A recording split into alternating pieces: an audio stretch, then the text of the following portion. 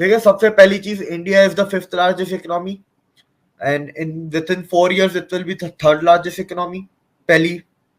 दूसरी चीज अगर आप देखें तो इंडिया को पहले भी एक बार वीटो ऑफर हो चुका है, पर वो हमारे एक गुलाबी चाचा की वजह से वो इंडिया को नहीं मिला, वो चला गया चाइना के पास। उसके बाद अगर हम और आगे जाएं तो India is the fourth strongest military in the world. India nuclear tried है। ठीक है, इंडिया के पास आप और अगर आप देखते जाए, इंडिया के फोर्थ लार्जेस्ट फॉरेक्स रिजर्व है। क्वाड के जो 4 मुल्क हैं, अब क्वाड को हम मिलिटराइज करेंगे और इन 4 मुल्कों में जो मसले मसाइल होंगे वो अब हम खुद ही तय करेंगे, वो यूएन में नहीं जाएंगे, अपने रेजोल्यूशन निकालेंगे। या सब छोड़ दें, सिर्फ एक ग्लोबल साउथ को कर ले, 120 मुल्क है सर, सब छोड़ दें, ग्लोबल साउथ अकेला कमजोर है, 120 मुल्क। इंडिया में सर दुनिया की 2,90,000 मल्टीनेशनल कंपनीज काम कर रही हैं इंडिया में। ये मल्टीनेशनल्स का आंकड़ा दे रहा हूं, जो वहां की लोकल कंपनी है वो अलग है, वो करोड़ों में। मल्टीनेशनल 2,90,000 प्लस, ये ऑफिशियल रिकॉर्ड है। 70 लाख लोग इंडिया में काम कर रहे हैं। इंडिया सर उन मुल्कों में नहीं है जो डेवलपिंग मुल्क है। इंडिया उन मुल्कों में काउंट होता है जो डेवलपिंग से डेवलप के रास्ते पे है।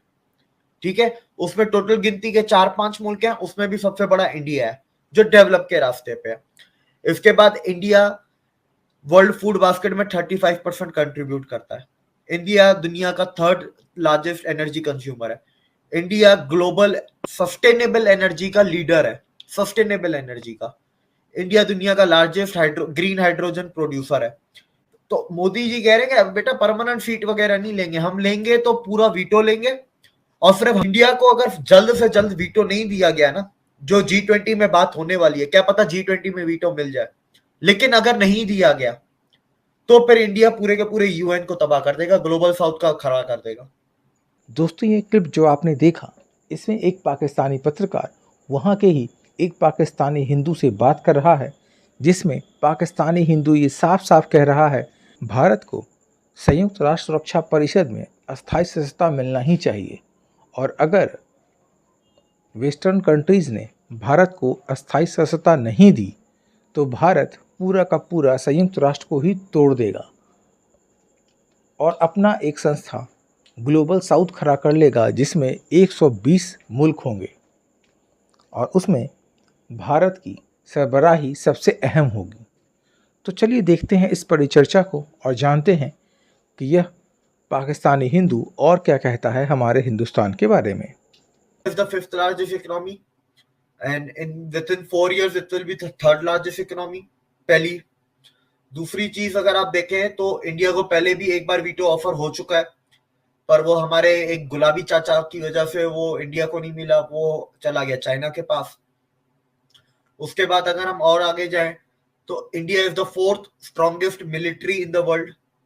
इंडिया न्यूक्लियर ट्राइड है। ठीक है, इंडिया के पास आप और अगर आप देखते जाए, इंडिया के फोर्थ लार्जेस्ट फॉरेक्स रिजर्व है। ठीक है, इंडिया दुनिया की सबसे बड़ी पॉपुलेटेड कंट्री है, सबसे ज्यादा पॉपुलेशन इंडिया में, ऑफिशियली चाइना को ओवरटेक कर लिया है इंडिया ने। अब ये सब चीजें होगी पॉलिटिकली डेमोग्राफिक जो चीजें होती है उस पर। अब हम बिजनेस की भी अगर बात करते हैं, इंडिया में सर दुनिया की 2,90,000 मल्टीनेशनल कंपनीज काम कर रही हैं इंडिया में। ये मल्टीनेशनल्स का आंकड़ा दे रहा हूं, जो वहां की लोकल कंपनी है वो अलग है, वो करोड़ों में। मल्टीनेशनल 2,90,000 प्लस, ये ऑफिशियल रिकॉर्ड है। 70 लाख लोग इंडिया में काम कर रहे हैं। इंडिया सर उन मुल्कों में नहीं है जो डेवलपिंग मुल्क है। इंडिया उन मुल्कों में काउंट होता है जो डेवलपिंग से डेवलप के रास्ते पे है। ठीक है, उसमें टोटल गिनती के 4-5 मुल्क हैं, उसमें भी सबसे बड़ा इंडिया है जो डेवलप के रास्ते पे है। इसके बाद इंडिया वर्ल्ड फूड बास्केट में 35% कंट्रीब्यूट करता है। इंडिया दुनिया का थर्ड लार्जेस्ट एनर्जी कंज्यूमर है। इंडिया ग्लोबल सस्टेनेबल एनर्जी का लीडर है, सस्टेनेबल एनर्जी का। इंडिया दुनिया का लार्जेस्ट ग्रीन हाइड्रोजन प्रोड्यूसर है।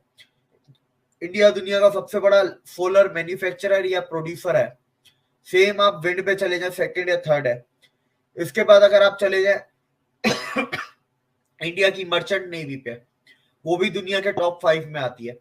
इसके बाद आप आगे चले जाएं कि इंडिया के ओवरसीज बेसिस कितने हैं या ओवरसीज इन्फ्लुएंस कितना है दूसरी कंट्रीज में, तो उसमें भी हमने लास्ट टाइम बेसिस की बात की थी कि इंडिया के मिलिट्री बेसिस ओवरसीज कितने ज्यादा मुल्कों में। चाइना के सिर्फ 3 मुल्क में है, इंडिया के 8 से 9 10 मुल्कों में है। इसके बाद इंडिया दुनिया के लिए क्या कर रहा है? साउथ अफ्रीका में वो डेवलपमेंटल प्रोजेक्ट्स कर रहा है, एलओसीज दे रहा है। सेम वो कैरेबियन आइलैंड्स में भी कर रहा है, वो ब्रिटिश वर्जिन आइलैंड्स में भी कर रहा है, वो कैरेबियन में भी कर रहा है, वो अफ्रीका में सेकंड लार्जेस्ट इन्वेस्टर है। दुनिया से कम शर्तों पे, कम इंटरेस्ट रेट पे वो लोन देता है उन मुल्कों को, और उन मुल्कों में डेवलपमेंटल प्रोजेक्ट करता है जो उस मुल्क की आवाम के लिए, उस मुल्क की इकोनॉमी के लिए अच्छे होंगे। ठीक है, आज इंडियन कंपनीज दुनिया भर में जाके राज कर रही हैं। अब वो वक्त गया कि इंडिया को अब फॉरेन कंपनीज की जरूरत है।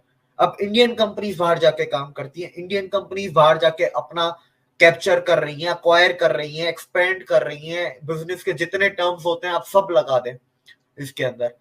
अच्छा, आप इसके साथ साथ आप डिप्लोमेटिक पावर में जाते हैं। इंडिया ऑफिशियली जनवरी में ग्लोबल साउथ का लीडर बन चुका है। ग्लोबल साउथ इज 120 कंट्रीज, दुनिया में 206 मुल्क हैं, तो ग्लोबल नॉर्थ और ग्लोबल साउथ। ठीक है, अब आप देख लेना ग्लोबल साउथ बड़ा हो गया ना। अच्छा, अब इंडिया को नहीं मिलता वीटो तो क्या होगा? अच्छा, इसमें 2-3 चीजें और, जैसे यूएन पीस कीपिंग में सबसे ज्यादा फौजी इंडिया देता है अपने, सबसे ज्यादा जो शहीद हुए हैं इंडियन फौजी हुए हैं यूएन पीस कीपिंग मिशन पूरी दुनिया में जितने भी होते हैं। अच्छा, अब इसके अंदर के नॉन अलाइनमेंट मूवमेंट भी है इंडिया की, तो वो एक पॉजिटिव इनकी स्ट्रेंथ है कि दुनिया में हर मुल्क से हमारी बनती है, एक पाकिस्तान को छोड़ के, चाइना से भी बनती है इंडिया की। अच्छा, अब इसमें आ जाते हैं कि ग्लोबल साउथ का क्या पावर है। सर, ग्लोबल साउथ आपका एक आइलैंड ऑफ पावर हो गया ना। एक तो बड़ी पावर है यूएन, एक होता है आइलैंड, छोटी पावर। लेकिन सर ये छोटी पावर दुनिया में कितनी है? आसियान है, G20 है, G7 है, उधर क्वाड है, इधर ITU बना हुआ है। इसके अलावा इंडिया के कुछ और पैसिफिक आइलैंड के साथ अलग ग्रुप बना है जिसके अंदर 16 मुल्क वो हैं, 17वां इंडिया है।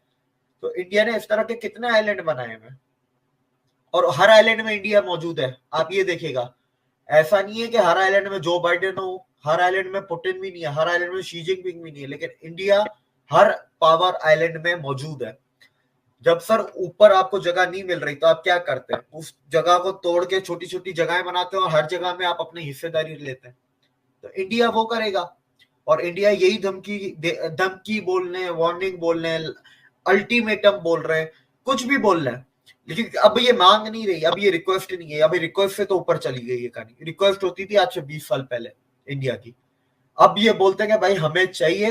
नहीं तो ये देख रहे हो आइलैंड ऑफ पावर्स, हम हर किसी में मौजूद है। हमने अगर सारे एक्टिव कर दिए ना एक साथ, एक्टिव करने से सर मुराद ये है कि उनको लिटरली बहुत एफिशिएंटली, एग्रेसिवली यूज किया जाए डोमेस्टिक इश्यूज को रिजॉल्व करने के लिए।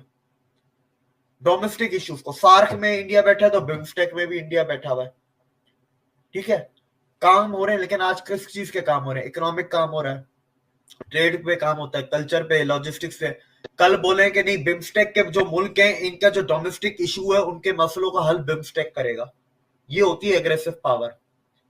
क्वाड के जो 4 मुल्क हैं, अब क्वाड को हम मिलिटराइज करेंगे और इन 4 मुल्कों में जो मसले मसाइल होंगे वो अब हम खुद ही तय करेंगे, वो यूएन में नहीं जाएंगे, अपने रेजोल्यूशन निकालेंगे। या सब छोड़ दें, सिर्फ एक ग्लोबल साउथ को कर ले, 120 मुल्क है सर, सब छोड़ दें। ग्लोबल साउथ अकेला कमजोर है, 120 मुल्क। और मुझे तो ये भी सुनने में आया कि इस साल जो G20 की मीटिंग होगी इसकी प्रगति मैदान में, तो G20 की मीटिंग हो जाएगी, उसके बाद प्रगति मैदान वाले स्टेडियम को, बिल्डिंग को, कॉम्प्लेक्स को ये परमानेंटली नेक्स्ट ईयर से ग्लोबल साउथ का हेडक्वार्टर घोषित कर देंगे। तो दोस्तों, आपने सारी बड़ी चर्चा सुन ली कि पाकिस्तानी मीडिया इंडिया के बारे में क्या कह रही है, कि इंडिया क्यों डिज़र्व करता है संयुक्त राष्ट्र सुरक्षा परिषद में अस्थायी सदस्यता और साथ ही साथ वीटो लेने के लिए। और अगर भारत को यह नहीं मिलेगा तो भारत निश्चित रूप से इसके पैरेलल एक और कोई इंस्टीट्यूट खड़ा कर लेगा और उसका हेडक्वार्टर शायद इंडिया में ही हो। और इंडिया के पास ऐसी बहुत सी कैपेबिलिटीज़ हैं जिस कारण से भारत को संयुक्त राष्ट्र सुरक्षा परिषद का अस्थायी सदस्य होना बहुत आवश्यक है। साथ ही साथ अफ्रीका के कुछ कंट्रीज़ जैसे साउथ अफ्रीका का भी संयुक्त राष्ट्र सुरक्षा परिषद में होना बहुत ज़रूरी है। तो ये सारी बातें अब पाकिस्तानी मीडिया में भी किया जाने लगा है और ऐसा लगता है पाकिस्तानी मीडिया को कि शायद इसी बार G20 की जो मीटिंग होने वाली है उसमें इंडिया को वीटो पावर मिल भी जाए। तो आप लोग इसके बारे में क्या सोचते हैं? कमेंट बॉक्स में कमेंट ज़रूर कीजिएगा कि क्या इंडिया को वीटो पावर मिलना चाहिए और अस्थायी सत्ता इंडिया को मिलना चाहिए या नहीं। धन्यवाद।